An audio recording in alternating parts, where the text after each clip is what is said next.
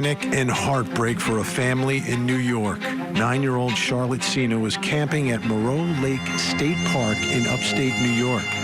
She was there with her family when she went for a bike ride with a group of other children around dinner time. When everyone was riding back to their campsites, Charlotte decided to take one more loop by herself. And that was the last time that anyone saw her. Law enforcement was called in quickly, an Amber Alert was issued, and now everyone is desperate to find this little girl.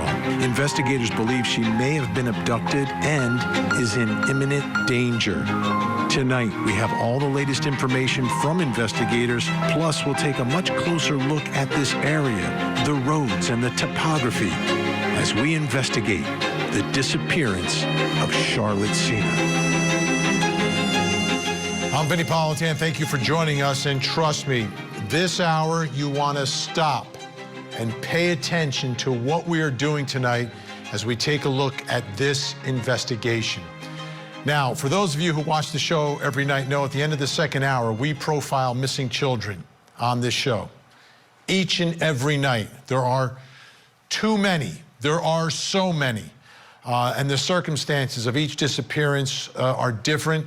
All of them are tough for the families, for the friends, and for the missing children, obviously. Tonight, we're going to begin the show that way. We're going to begin hour one because an Amber Alert was issued over the weekend for Charlotte Sena. This young girl, just 9 years old, was missing out of New York in a park, going for a bike ride. Just going for an innocent bike ride. She's alone for just moments when she disappears and vanishes. This happened in daylight. It's not after dark. It's not early in the morning before the sun rises. This is just before dinner, but the sun is out. It is in the broad daylight. She vanishes. And for all of you at home, for me, any of us who are parents, grandparents, uncles, aunts, this scares all of us when this happens. This is worst case scenario. This is a nightmare. But not tonight. Tonight we're talking about a miracle. Just before we went on the air tonight, this happened. The Amber Alert for Charlotte Sena was canceled. Canceled. New York State Police reporting Charlotte has been found safe. Charlotte has been found in good health. This is unreal. We are talking, she was abducted Saturday. Saturday. This is Monday. This is a miracle Monday. That's what we're talking about tonight, folks. I had no idea. This is moments before we went on the air. All of this happened. We were going to do a completely different show. This is a better show. This is the show I want to do every single night. This is a miracle, an absolute miracle. 9 years old, Charlotte, missing for 2 days, found. New York State Police, website update. A suspect is in custody. Still an active investigation. My goodness. Could you imagine the roller coaster of emotions for everyone involved, beginning with this little girl who's now safe tonight? She's safe. She's with her family. She's with her loved ones. Miracle Monday. Miracle Monday. Let's get some more information. Joining us by phone in Moreau Lake State Park in New York, where all this is happening, WNYT anchor and reporter Mark Mulholland joins us. Mark, great to speak with you. Vinny, what a great night. Yes, thanks for having me. I did not expect this. Sometimes within a few minutes, a few moments, a few hours, maybe, but this is 2 days later. What do you know tonight? Well, almost exactly 48 hours after Charlotte Sena went missing from Moreau Lake State Park, about 6:15 on Saturday night, as you spelled out. She was on a bicycle ride by herself. She'd at first been with some others, And then she decided to do one more loop in the state park. And it was around 6:15 when her parents saw that she didn't come back to the campsite, so they notified police. About 6:45, the searching began on Saturday night. And as you know, and as you've often covered, these things don't often end well. So I like your phrasing of calling this a Miracle Monday, because those of us who have been covering this story and those of us who have been covering stories like this for years don't expect this sort of outcome. But at about 6:25 tonight, we got word that state police, New York State Police, were staging in an area with some camouflage, wearing camouflage and long guns. And it was shortly after that that I was able to confirm that Charlotte had, in fact, been found and a suspect was in custody. The first thing, you know, when the Amber Alert is canceled, you're like, uh-oh. But, I mean, again, it's the opposite tonight. It's not uh-oh. It's like unbelievable. What is the area where this staging was? What is it, the wooded area? Was it a residential area, a campsite area? What do we know about that area? Where she was lost, where she was reported missing, it's a state park. It's a New York State Park, one of the biggest in terms of land mass in New York. It's about 10 square miles, 6,500 acres, and she was riding her bicycle there. So over the past 48 hours, there were hundreds of searchers, all police, New York State forest rangers, and local firefighters were called in. There were about 400 people searching for her. On a parallel track was the criminal investigation. So the search was on within the park and outside the park. But in the meantime, police, state police, investigators were handling the criminal investigation. They were knocking on doors of sex offenders in a 3-county area here of upstate New York. I'm told they talked to hundreds of sex offenders tracking this down. Now, what we haven't been able to tie down exactly here, but I was told that there was a note of some sort that was provided to the Sena family at their home not too far. They only live about 10 or 12 or 15 miles from where the park is. But there was a note that they were provided sometime early this morning.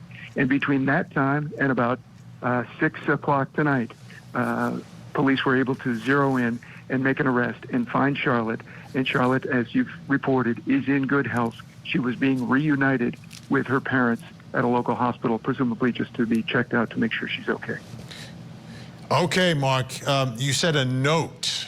What do we mean by note? I'm hesitant to call it a ransom note, but that's the way it was termed to me. Some sort of a note telling the Sena family that this person had her. Now, I don't know if they had made demands in that note, but just that there was a note that was left, I'm told, at their home. That almost sounds, I mean, to be able to track down where she lives and to have abducted someone who just happens to live close by, it almost sounds like it's targeted. Yeah, it sure does. Wow. And that a lot of those questions remain unanswered. What I'm trying to figure out now is exactly when this person will be charged and what the charges will be. And the searching that was being done, there were no civilian volunteers. It was basically what you said, law enforcement, firefighters, rangers, etc. Correct, yeah. In fact, people showed up, Vinny, because in these cases, as you know, you often feel hopeless and helpless and you want to do something. So people were showing up at Moreau Lake State Park, hoping to help in the search in some way. But as police told them, they considered it a crime scene, and at least until the search progressed, if it continued on more days, perhaps they would have allowed some civilians. But it was only police and forest rangers and DEC, Department of Environmental Conservation personnel, and firefighters. So they brought in firefighters as well to help in the searching today. And do you expect law enforcement investigators to perhaps reveal more details tonight? I don't expect them to reveal more details tonight officially. However, once we stop chatting, I'm going to be working the phone some more to find out what I can this evening. So they told us that they would expect some sort of an official announcement late tomorrow morning. And I'm pinching myself here because I still can't believe that all of this has transpired. It's miraculous on many, many levels. So I just want to review, just to make sure I have the information you've provided for us correct. Two separate, the criminal investigation taking place where they're going after or speaking with local sex offenders. Then on the other hand, there's the physical search inside the park, which they're treating as a crime scene. So law enforcement, firefighters, the only ones in there doing that search, and some sort of a note delivered to the home of Charlotte's family. Yes, you have it. You've summarized it precisely. This is unreal. All right, Mark, I know you've got a lot of work to do tonight. We appreciate your time. And if you learn anything in the next couple of hours, don't be afraid. I know you're going to be busy with WNYT doing great work here as well. But if you have a moment, we would appreciate any updates that you learn. Thanks so much, Mark. Sure. It'd be my pleasure, Vinny. Thank you for your time. And yes, it's not often that we get to report a happy ending to a story like this, and I appreciate you allowing me a platform here. Absolutely. Mark Mulholland, reporter, anchor, WNYT TV, reporting tonight from Moreau Lake State Park. That's in New York, where all of this is happening. Okay, let's bring in some more guests here on this Miracle Monday. Joining us in Michigan City, Indiana, private investigator, founder of Victims News Online, Erica Morse is with us, and in Pensacola, Florida, private investigator Lauren Vellucci. Great to see you both tonight. And we don't smile for the stories here, especially the first hour of the show. It is rare that we can smile. First, I want to get your reactions to what we learned just before we went on the air here tonight. Erica, I'll begin with you. As I was walking into my office tonight, my phone dinged and it was Lauren. And she said, they found her. And I was like, all right, we're going to end up switching, on the air. Let's be prepared for that. But it was a few minutes of just, oh, thank God. Oh, thank God. Because they really, Vinny, this is the 1 to 2% of abduction cases that is probably most likely, some type of a stranger. We're hearing something about this note all of a sudden. May have been targeted, but we were all assuming this was the worst case scenario. And as we find out more details, it'll clear up that confusion. But everybody, I think, was expecting the worst. So we are so grateful for the best. Lauren Vellucci, this was not expected. To me, this was the least likely thing that was going to happen, just based upon the history of these stories and these cases and the horrible people that are out there. The fact that we're 48 hours later, but here we are tonight. Here we are tonight, Lauren. And what a great night it is. This doesn't happen often. The more research I was doing on this little girl, she was not only just adorable, but had a heart of gold. And so to have this outcome, it is unbelievable. And I'm just so grateful for her family. All right, let's dig into how they may have solved this, right? It's one of three ways. Mark Mulholland laying out what he's learning up there. You've got the physical search, Erica, which is so important, right? You've got a law enforcement, some firefighters, park rangers, I guess doing a grid search inside this massive park. You also, though, had the criminal investigation where they were reaching out to all the local sex offenders who, law enforcement and in many cases the public knows who they are and where they live, and doing that. And then we have the wild card, which is some form of a note that was delivered. What are your thoughts about the investigation tonight? This investigation was done so well, Vinny. From the reports that I was reading, over 100 personnel, 75 plus law enforcement, boots on the ground, going door to door, checking in with all of your RSOs, your registered sex offenders. They had air, boat, water, sonar, ground, dog, horse. you name it, 400 plus certified SAR, search and rescue individuals. So it wasn't just firefighters. No, there were certified search and rescue individuals from across the country that were brought in specifically to work this as a crime scene. And that's why Charlotte was found. That the aggressive nature of this investigation being treated like a manhunt, which, let's be honest, that's what they were looking for. A 9-year-old tender age child does not vanish from her bike, just like Amber Hagerman didn't, for whom the Amber Alert is named. And you're hunting a suspect, essentially, in a case like this. You're looking for this missing child, but you're hunting the suspect. So they treated it the right way, which was an all hands on deck manhunt in a 48-hour situation, and they literally broke it right at the 48-hour. Lauren, I'm finding it interesting and perhaps very significant. I mean, people go to this park, they could travel hundreds of miles to go camping. This family didn't. They lived close by.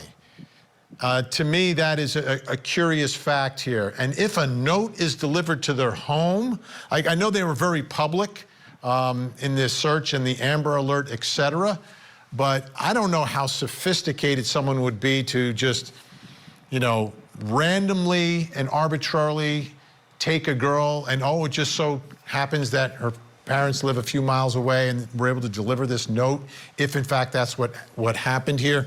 To me, that's a significant part of all of this as well, that there's a chance here that she may have not been random, may have been targeted.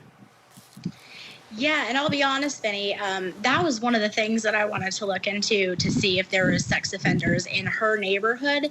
But I must have gotten old information as far as the distance, because I thought it was quite a ways from their house. But when I heard that it was closer, then that came into play again. I had to put that on the back burner to check out, because it's very possible that someone was watching her, knew maybe they went there possibly a good bit, and decided to go down the road and check it out. There's a lot of things that I found on that map that someone could have lied in wait and possibly seen Charlotte and her friends. And so it is very curious and a big possibility, in my opinion. Yeah, Erica, you look at what she was doing. What we've heard and what we've been told is that she was with her friends and then takes that one loop, and we're going to take a look at that when we come back. We'll show that to everyone, but it's just like for a moment that she is by herself. It's not like she is out all day like I was as a child in the summer times on my bike by myself, you know, for 4 hours at a time. It was just a moment, and that's all it took for this this felon to pounce. I was talking with the parent of a murdered child tonight about this, and I said, because I have a 9-year-old who says that very same thing. No, let me do it once around the block. I want to be a big girl. I know what Charlotte was thinking in that moment. You know, she was 9 years old. She just wanted to do the loop around like a big girl on her own. And in that moment, you weigh as a parent, do I let them go out on their own for a moment, or do I not risk it? And I mean, what do you do, Vinny? Every child finds himself in this situation, and every parent finds him and herself in this situation. We're just lucky that she's back. It's a miracle. Erica and Lauren are going to stay with us on this Miracle Monday, as we'll show you the area where she disappeared from, what it was like. And to me, I would have expected many potential witnesses in all of this on a Saturday in this beautiful park with lots of tents and people milling around. We'll find out more when law enforcement decides to speak on this, but we're going to talk about that, plus coming up in the next hour. In Sarasota, Florida, a huge day in the Take Care of Maya trial. Maya's family suing the hospital that accused Maya's mother of medically abusing her daughter before she took her own life. Today, Maya's dad takes the stand. If she took a shower, the droplets of the water would make her scream. You put a sheet over her legs she would scream. She had to be assisted on the toilet, and she would scream. She'd look out the window, see her friends playing, and you knew that she's not faking this. Florida father accused of locking his son in a box in the garage with a bed, a bucket, and a camera. He was locked in a room for hours at a time. Police say this abuse went unnoticed for years. There are ring videos that the state provided of the child lying. He faces up to 40 years. I'm not sure they're going to be able to justify it. What's going on in this house? The Boy in a Box trial. Live coverage weekday mornings at 8, 7 Central on Court TV.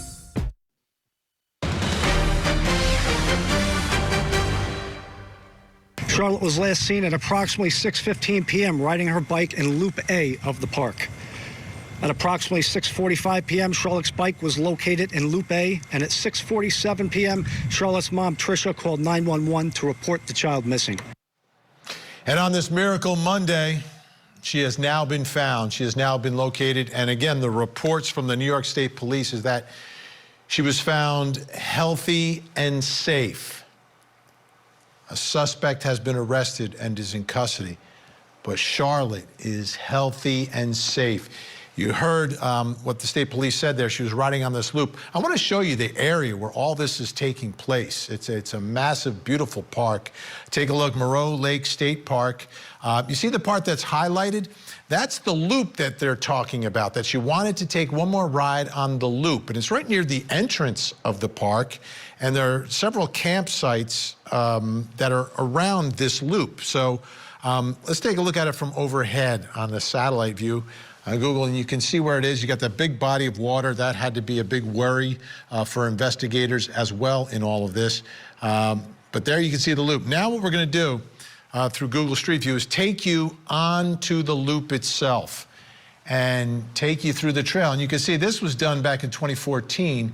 But on any given day, to the right or the left, you'll see there are spots where people can set up with their tents.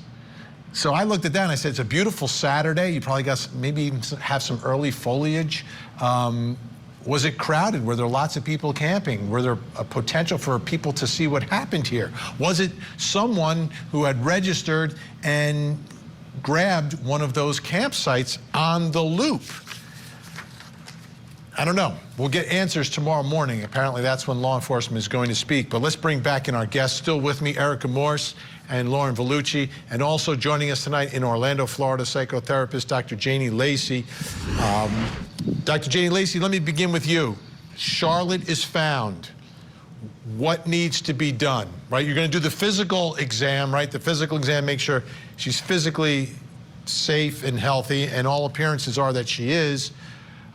Psychologically, how does she get treated? How do you speak to her? And how do you handle the reunification with her family?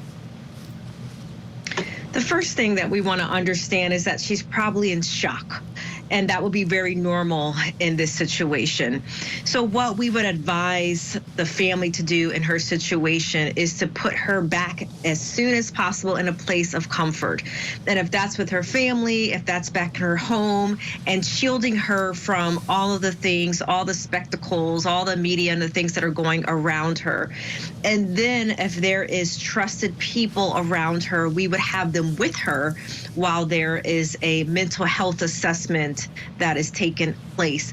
But through this, there would be a process that would happen, because my assumption would be is that she's still in a shock. She's still in shock, and there's a lot of processing that has to happen over the next couple of weeks. So putting her in a place of safety, shielding her from news media and anything that can cause more anxiety, and whatever she feels the most comfortable, if that's back in her home, back with her parents, that's the first recommendation we would make in this situation.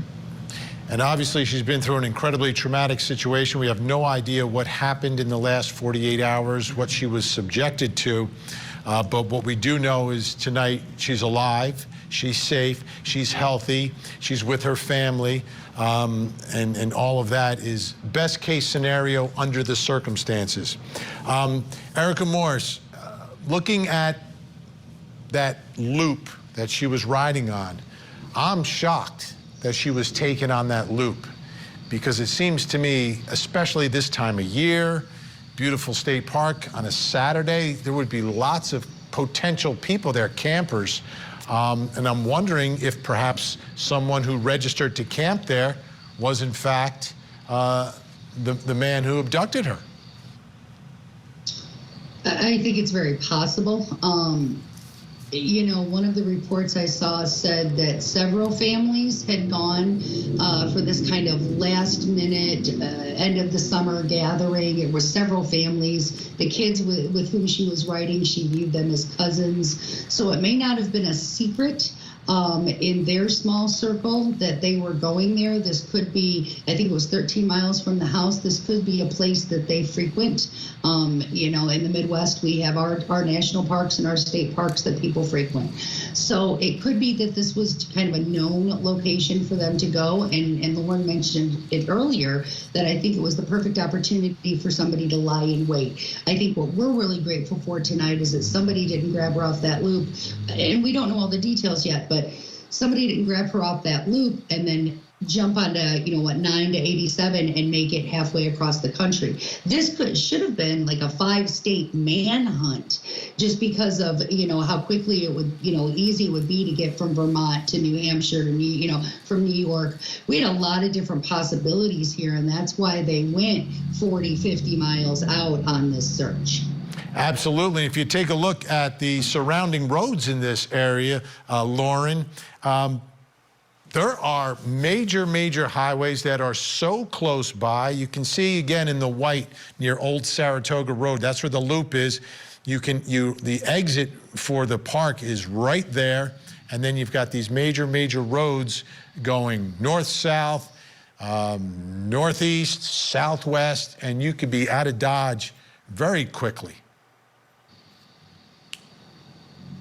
If you're looking at the Loop A on your map, that Old Saratoga Road, if you do the Google view, it is so incredibly close to Loop A that you can sit, if you were to pull over your car on the side of the road, the foliage isn't, they keep it down because those are campsites there. And you could literally see her or her friends riding the bike around that loop from that Old Saratoga Road. So all he had to have done, potentially, is pull his car over, and he would be able to see all that and not even enter into the park. So therefore, evading any kind of cameras that may or may not have been up. So again, I would really like to know if there was any sex offenders that had recently been released. But it was someone I feel like that was very familiar with the area. All right, someone just jumped behind you there. She's happy too, you know. Okay. She has Everyone is celebrating this Miracle Monday. Yes. Janie Lacey, Dr. Janie Lacey, let's talk about the family now. Her family, this roller coaster they've been on for 48 hours. I think they may need some help working through all this as well. Absolutely. They will need help during that 48 hours, the fear, the anxiety, worst case scenarios, just not knowing what's happening. So they will also have some post-traumatic stress from this situation. And what they need to do is have support around them, because during this time, what we would recommend not happening is not asking their beautiful 9-year-old daughter what happened to her, right? And to go in and asking a lot of questions, because there is going to want to be this wanting the answer so they can be able to better help her. So they're going to need support. They're going to need to support in supporting their daughter, and they're going to need support over this next couple of weeks, especially when the details come out and they do start doing mental health assessments and psychological evaluations and creating a safe space where she can talk about what happened in these 48 hours. So they're going to need a lot of support so that she can come out on the other side of this as healthy, mentally healthy and sound as possible. Now, she's 9 years old. When you're 9 years old, such a big part of your life is going to school every day with your friends. Not 9, 10-year-olds. I don't know What should the parents of her friends be saying to their children in how to, be with her and get things back to some sense of normalcy? Because I'm sure everyone is going to know this story. 9-10 is old enough to realize something is going on. Should the parents of the friends be talking to their sons and daughters about, hey, how do we do this? And how about the school that she's going to go back to? How does everyone in that environment help Charlotte? Over these next couple of weeks and these next couple of months, the people who will have access to her do need to have some level of direction or guidance so that she can feel no shame, no embarrassment, no intrusion, and to the best of their ability, especially depending on what has happened those 40 hours, that her life returns to some level of normalcy, because we know that her life is going to forever be changed. Her nervous system is going to be forever changed. But so how people go about handling her, guiding her, creating a sense of normalcy, a sense of safety, and a sense of consistency, all of these things matter. So my suggestion would be the family, the school, all the people who she may get back into their presence, that they handle her not with the kid gloves in the sense of that something's wrong with her, but almost in a sense of normacy. Whether she was playing with her friends, obviously things have to be handled differently as far as what she's allowed to do and those types of things. But a sense of normacy would probably be the best course of action for those that are on the peripheral of her life right now when she does return back into those environments. And it's amazing. That's like, as a parent, with your children, that's all you want. You just want everyone to be, have a nice, enjoyable, normal childhood, right? And hers has changed forever, but trying to get back to that is such a goal. Everyone's staying with us. We've got more to talk about tonight. This is a miracle. It's a Miracle Monday. Charlotte Sena found safe and healthy. Following our exhaustive search of the park, we took that step of issuing the Amber Alert because we felt that after that exhaustive search, when we couldn't find her here, it was quite possible that an abduction had taken place. Tuesday night. Rosie O'Donnell joins us live following her jailhouse interview with Lyle Menendez. New evidence and a new alleged victim of Eric and Lyle's father shines a spotlight on this case once again over 30 years later. Why did you kill your parents? Because we were afraid. Find out what she learned and what could be next for the Menendez brothers. A closing argument special report, Tuesday night, 8/7 Central, only on Court TV.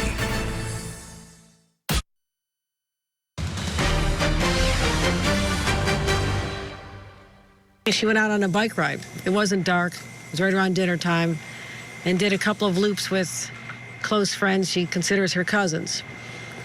And then she decided, after going around Troop A, she said she just wanted to go around one more time by herself. Be that big girl, do it by herself. Literally 15 minutes later, she hadn't come back yet. And that's really when the nightmare begins. Her parents knew immediately something was up. They called her name. People started searching. People from other campgrounds joined. And 30 minutes later, at 6:47, Charlotte's mother, Tricia, called 911. That's New York Governor Kathy Hochul. That was yesterday, okay? That was yesterday. And she talked about how quickly the parents reacted, how quickly everyone mobilized. And now here we are 48 hours later, and it's a Miracle Monday. Charlotte Sena is safe tonight. She has been found healthy and safe. The governor just released a statement. We are overjoyed at the news that Charlotte Sena has been located safely this evening after an intense day-long search. Our hearts are with her family as they welcome her home. Thank you to the New York State Police, New York Park Police, and all who worked so tirelessly to find Charlotte. It is because of their efforts that Charlotte will be able to return home safe to her family. Wow. Still with us tonight, private investigators Erica Morris and Lauren Vellucci, psychotherapist Dr. Janie Lacey, and also joining us right now, child advocate for the National Center for Missing and Exploited Children. You recognize him. Callahan Walsh is with us. Callahan, great to see you again. Thank you for joining us tonight. I know you've been all over the place tonight with this. First, your reaction. I haven't gotten your reaction. This is, I mean, just before we're getting on air here on our program, the alert is canceled and all this news comes out. What are you thinking about tonight? What an amazing night it is. I mean, this is why we do what we do. To get a non-family abduction, to get the result that we've had in this case is just, my hat's off to everybody involved. Local law enforcement, the feds, every volunteer that showed up, every NGO that lent their technology. It's really about coming together to bring home these missing children as quick as possible. When you have these stranger abductions, time is of the essence. And, you know, there is a misconception that every stranger abducted child doesn't come home alive. That's not true. We've seen way too many of these to ever give up hope on any of our missing children, especially in these stranger abduction cases. We know the family will never give up hope, and we never stop searching. And to have this outcome, like I say it's like a grand slam in the World Series, but honestly, it's better than that. It absolutely is. So let's talk about the speed with which everyone came together here, and it began with her parents, who acted very quickly. I mean, right away they knew something is wrong here, and everything kicked in. Absolutely. You know, you hear this misconception a lot of times that you have to wait 24 hours to report a child missing, and that's just not true. And the fast thinking that her parents that knew something wasn't up, you know, they know this girl is highly intelligent, but very trusting. She went on that last bike ride and didn't return, and they didn't wait around hoping and wringing their hands that she might turn up. They jumped into action. They alerted law enforcement. An intense search went on immediately after the report that she went missing. Once they realized, okay, this isn't a situation where she's just wandered into the woods, they sent out that Amber Alert, and they really, they brought every resource to bear. And because of that, this girl is home with her family. This family is whole again. The trauma that she endured, I'm sure, is immense. There's going to be a long road to recovery, but the fact that this family can now hug their little girl, I mean, it's just the best thing, the best news that I've had in a long time, and it's amazing. It just truly is. It really is. Erica Morse, we talk about this all the time, but this is a great example, which is the power of the parents, the force that parents can have in all these situations. And in this situation, we're going to talk about the great job law enforcement and everyone else did, but it starts with mom and dad. Mom made that call to 911 in under 15 minutes because she knew something was wrong. She felt it, and nobody was going to talk her out of it. That's the other thing. When a parent in her position feels that instinct, and like Callahan said, you know, thank God she didn't wait 24 hours and think of this rule. I've said it before. I'm going to say it again, Vinny. No law exists in the United States on a federal or state level that says you have to wait 24 hours to report a missing person. When it comes to a tender age child, there are state laws that actually parents can be charged if they don't report a tender age child missing within 24 hours. This mom did everything right, and again, that's why Charlotte's back. Yeah, Dr. Janie Lacey, when you talk about the instincts that you have, that's real. It is real. I mean, I have witnessed it with my wife and our children. She just knows things. And I guess you got to trust those instincts, especially in a desperate moment like this. That sixth sense, that intuitive nature, that instinct, especially the heart of a mother that's connected to her children, to her child, and the speed and the reaction, regardless of what's happening around her, you know, makes a tremendous amount of difference, which will also make a tremendous amount of difference when she's reconnected as they are connecting and working through this trauma that not only the family, but those that are around, and the families can become even stronger through this process. There is nothing like a true mom's love and heart and connection for her babies. There's no measurement for it. Callahan, let me ask you about the lesson tonight and the world that we live in with missing children. I mean, to me, the numbers are astronomical. Anything can happen in an instant, and this little window in time was the perfect opportunity for someone to grab this little girl. That's all it takes is just a moment. And the fact that she's been brought back alive, can be used, I think, as a teachable moment for many other parents out there to say, hey, these things still happen. It's 2023. These things still can happen. This isn't an inherently dangerous neighborhood. This isn't a bad part of town. This is a very nice state park.